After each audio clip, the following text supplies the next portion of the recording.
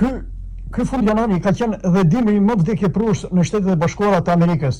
85 të vdekur, temperatura ekstreme në zero dhe rreth 180 milion shtëpi pa drita, $100 milion dëmë nga bora e madhe e së dielës së kaluar dhe një valje të re të ftohtit polar që ka nisur pas datës 26 janar dhe po vazhdon në bregun lindor dhe veri lindor të Shtetet e Bashkuara. Ditën e diel, kur nisi kjo stuhi dimrore, shikoi dyqane bosh, skime për rrugë, makina të pastruese dhe ndërkohë që qyteti kaloi një ditë të tërë në stuhin dimrore. Vetëm në New York u raportuan mbi 12.000 fluturime të anullura prej kur nisi stuhia pak ditë më parë. Shumica prej fluturimeve të anullura ishin vetëm në 25 janar në aeroportin LaGuardia i New Yorkut. Shumica e dyqaneve i ndinin qepenat dhe kudo shikoje pamje të zbrasta të dielën, ndërsa newyorkëzët u furnizuan me nxittim nga frika se situata mund të përkeqësohej. Bora e madhe i la pa punë edhe shitësit ambulatorë në qytet, që janë të shumët, por kjo situatë ishte krejt ndryshe për adhuruesit e borës, të cilët e panë si argëtim këtë ditë duke u argëtuar nga një palë ski dhe rëshqitëse plastike në rrugët e New Yorkut dhe sidomos në parqet ku trashësia e borës kishte kaluar 30 cm. Situatë e pazakonshme u pa dhe brenda metrove të New Yorkut, trotuare për rreth gadaçeleve ku punojësit e kompanive të mirëmbajtjes punuan me orë të zgjatura për mbajtjen në gatishmëri për kalimin e qytetarëve. Pamjet që po shikoni janë marrë nga e diela në mbënje në Penn 1 dhe Penn 2, 34 dhe 33 Street, ku një numër i konsiderueshëm punojësi shqiptar punuan me orë të tëra për pastrimin e borës dhe hedhjen e kripës, duke shfrytzuar dhe mjetet e motorizuara pastruese. Rrugët në të gjithë vendin janë ende të rrezikshme nga akulli në rrugë. Autoritetet kanë paralajmëruar se mund të ketë rreshje të shumta bore dhe akulli për disa ditë, jo me të njëjtin intensitet, ndërsa në New York mund të kthehen të dielën e ardhshme. Sipas lajmeve, stuhia besohet se ka prekur mbi 250 milion amerikanë, që do të thotë më shumë se gjysmën e popullsisë.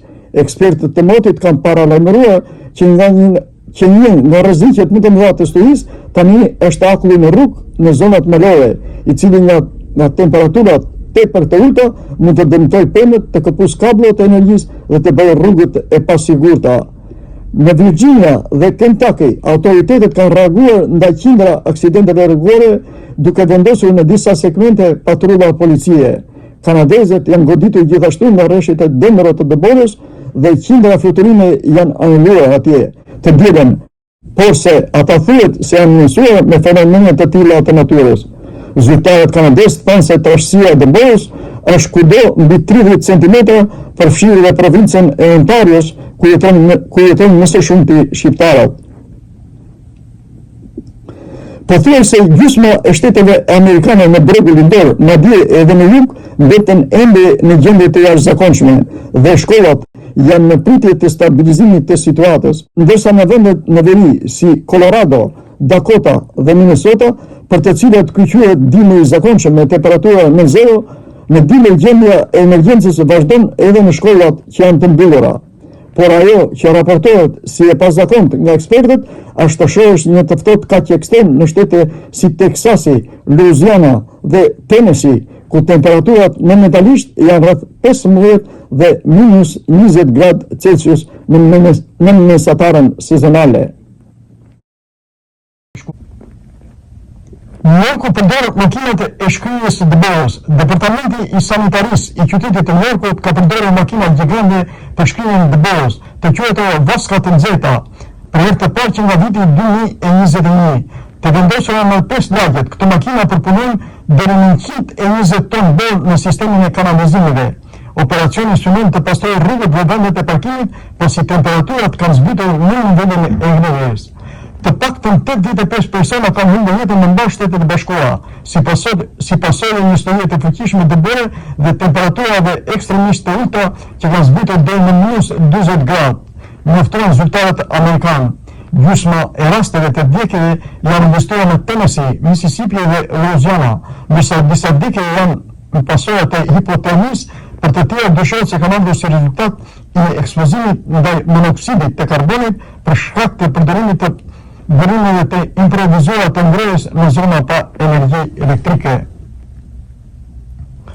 Më shumë se 230.000 shtëpi dhe biznese vazhdojnë të jenë për rrëmë sipas të dhënave të faqes Power Outreach, pasi një studi e madhe dëmërore goditi pjesën vendore të Shteteve të Bashkuara fundjavën e kaluar. Vendi më i madh i ndërprerjeve të energjisë elektrike vazhdon të jetë në Mississippi dhe Tennessee, me rreth 87.000 konsumatorë për rrëmë në secilën prej këtyre shteteve. Meteorologët paralajmërojnë se moti i ftohtë do të zgjasë deri në lindje të Shteteve të Bashkuara të Amerikës, të paktën deri në nënt shkurt, dhe se gjatë fundjavës priten rrështet e dëmeve të bëra në Karolinë e Veriut dhe Veriut, Virginia dhe vendjet të Georgias.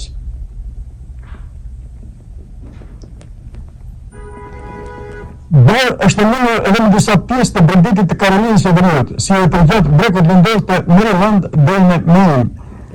Në një vend të re të ftohtit të rrezikshëm që po përhapet drejt jugut, ekspertët paralajmërojnë se rreziku i hipotermisë po rritet për banorët e Mississippit dhe Tennessee, ku shumë prej tyre në ditën e 6 janë pa energji elektrike.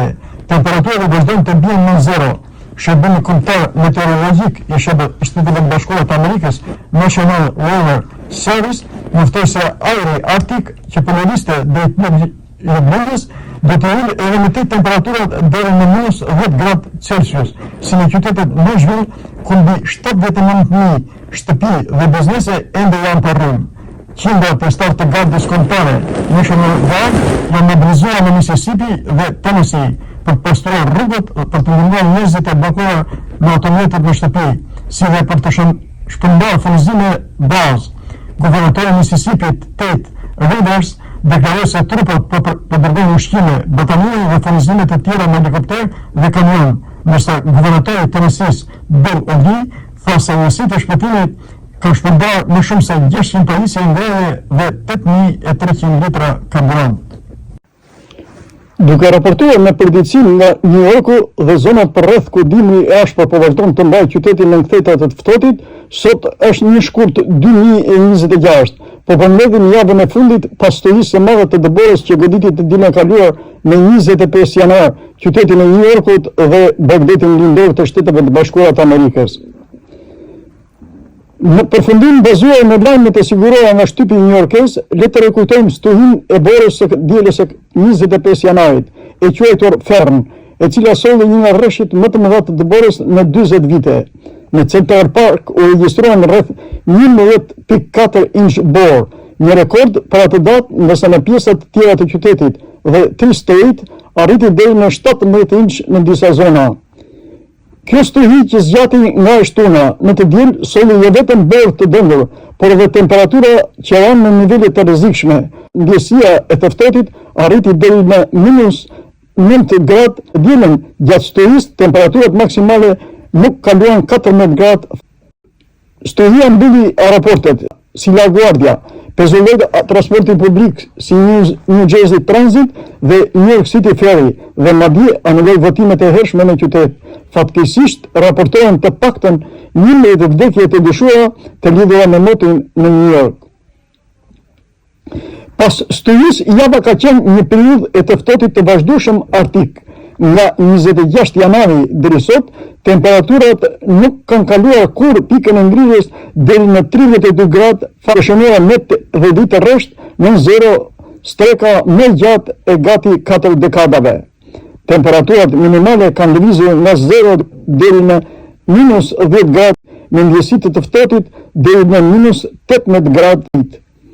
Bora nuk është shkruar shumë, vetëm rreth 2 inç ka ikur për shkak të ftohtit të vazhdueshëm. Kjo ka krijuar kushte të rrezikshme në rrugë, me akull në borë të ngrirë dhe ka shkaktuar aksidente dhe vonesa në transport. Shumë dyqane dhe restorante vazhdojnë të mbyllen herët ose nuk hapen fare, ndërsa qytetarët këshillohen të qëndrojnë të kujdesshëm. Kryebashkiaku Zohran Mandani u përball me testin e tij të parë të madh në menaxhimin e emergjencave, duke mobilizuar ekipe për pastrimin e rrugëve. Në një shkurt vazhdon i ftohti, temperatura maksimale arrin deri rreth 19 deri në 24 gradë me minimale deri në 16 gradë dhe një mundësi të vogël për borë të lehtë gjatë natës. alarmi për mot të ftohtë është ende në fuqi me ndjesitë të ftohtit deri në -5 gradë. Duke parë ditët në vijim, i ftohtit do të zgjas edhe pak ditë, presim mot të kthjellë me temperatura rreth 30 gradë maksimale, por ende në normalen. Në 3 shkurt, temperaturat mund të arrijnë 33 gradë, duke kaluar për herë të parë pikën e ngrirjes që nga stuhia. Gjithë mes muajin shkurt pritet të jetë i ftohtë në fillim, me mundësi rreshtje bore mesatarisht 18 ditë borë në zonat malore dhe Bregdetin verior. Por gradualisht moti do të ngrehet drejt javës së fundit me temperatura mesatare rreth 40 gradë Fahrenheit, pra rreth 70 gradë Celsius. Sipas parashikimeve afërgjat mund të ketë rreshje shiu ose bere lehtë dhe ngrehje relative, por pastaj sërish ditë më të ftohta. Këshillat e autoriteteve janë në fuqi, duke u bërë thirrje një orkestrave të vishën trash, të shmangin daljet e panevojshme, kontrolloni çdo ditë lajmet për përdorimin e transportit publik me kujdes. Nëse keni simptoma të hipotermisë, kërkoni ndihmë mjekësore menjëherë. Kjo është situata aktuale e motit në New York e zonat përreth. Faleminderit që na ndoqët, mirupafshim. Televizionin e shqiptarëve të Amerikës, Alb TV USA, nga New Yorku, Bekir Sina.